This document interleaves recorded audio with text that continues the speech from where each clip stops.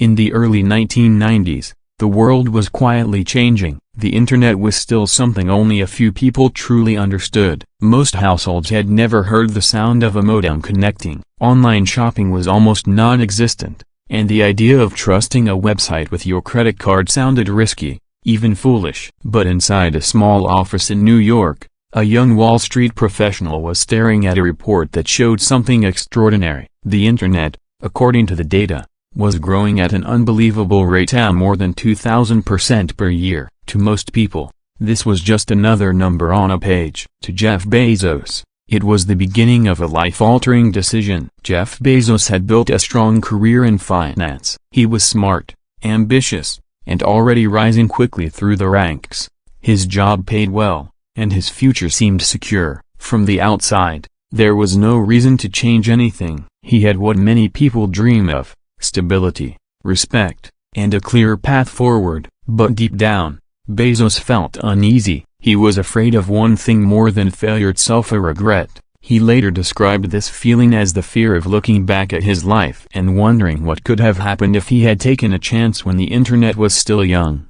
He began spending nights thinking about possibilities. What kind of business could exist entirely online? He made a long list of potential products: software, office supplies, music, clothing. But one category stood out more than the rest: books. There were millions of book titles in the world, far more than any physical bookstore could stock. A traditional store was limited by shelf space. The internet had no such limits. An online bookstore could theoretically offer every book in print to anyone, anywhere. The idea seemed simple, but at the time, it was revolutionary. The decision to leave his job was not easy. Jeff Bezos discussed it with his wife, Mackenzie. They talked about the risks, the uncertainty, and the possibility that the idea might fail completely. Leaving a well-paying job to start an internet business in the mid-1990s sounded reckless. Friends and colleagues questioned his judgment. Some thought he was throwing away a brilliant career. But Bezos saw something others didn't. He believed that even if he failed,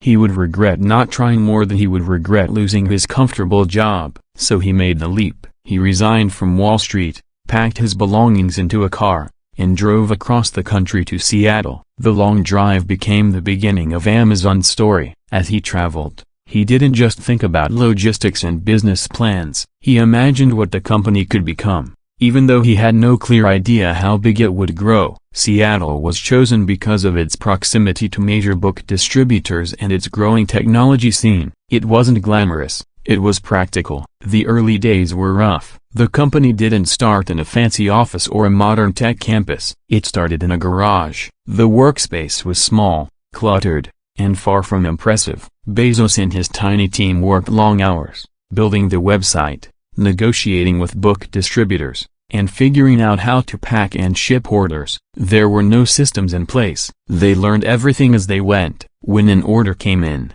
someone would pack the books by hand, tape up the box, and take it to be shipped. At one point, they added a bell that rang every time a customer made a purchase. The bell rang so often that they eventually had to turn it off to avoid constant distractions. When Amazon.com officially launched in 1995, it was nothing like the massive platform people know today. It was a simple online bookstore. The website wasn't perfect, the processes weren't efficient, but something powerful was happening. People from different parts of the world were placing orders. The idea that someone in another country could buy a book from a small startup in Seattle felt almost magical at the time. Each new order was a small victory, proof that the concept could work. Despite the early excitement, the challenges were relentless. The company burned through cash quickly. Technology was expensive, and the infrastructure required to run an online store was still evolving. Many customers were nervous about buying online. Customer service was a constant struggle. Mistakes happened. Orders were delayed. Systems crashed. Every problem felt like it could be the one that ended everything. But Bezos remained focused on a single principle: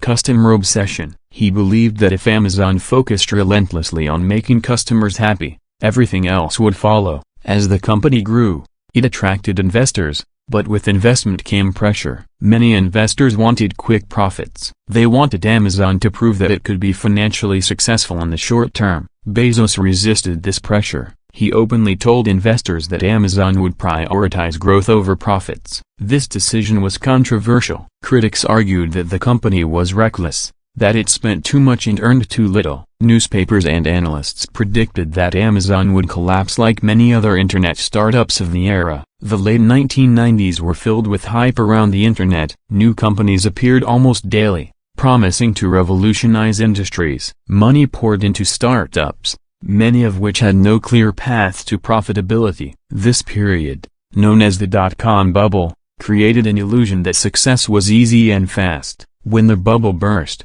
countless companies disappeared almost overnight. The market crashed. Investors lost billions. The internet, once seen as a gold rush, suddenly looked like a graveyard of failed dreams. Amazon was caught in the middle of this chaos. Its stock price dropped sharply. Public confidence wavered. Employees worried about their jobs. Competitors failed one after another. There were moments when even those inside the company wondered if Amazon would survive. The pressure on Bezos was intense. He was criticized in the media, questioned by investors, and doubted by analysts. But he did not abandon his long-term vision. Instead of cutting back on innovation, he doubled down on it. Bezos believed that scale was the key to survival.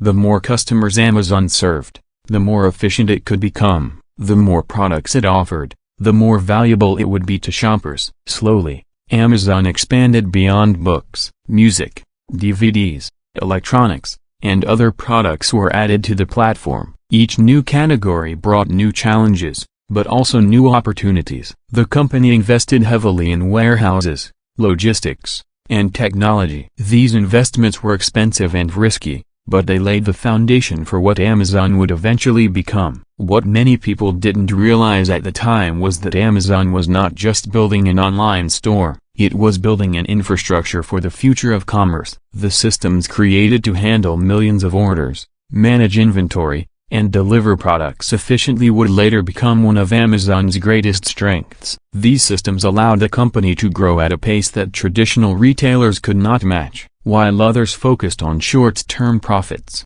Amazon focused on building something durable. By the early 2000s, the worst of the dot-com crash had passed. Many companies were gone, but Amazon was still standing. It was battered but alive. Slowly, the company began to show signs that its long-term strategy might actually work. Customer trust grew. Online shopping became more common. People who once hesitated to enter their credit card information online now saw it as normal. The world was catching up to the future Bezos had imagined years earlier.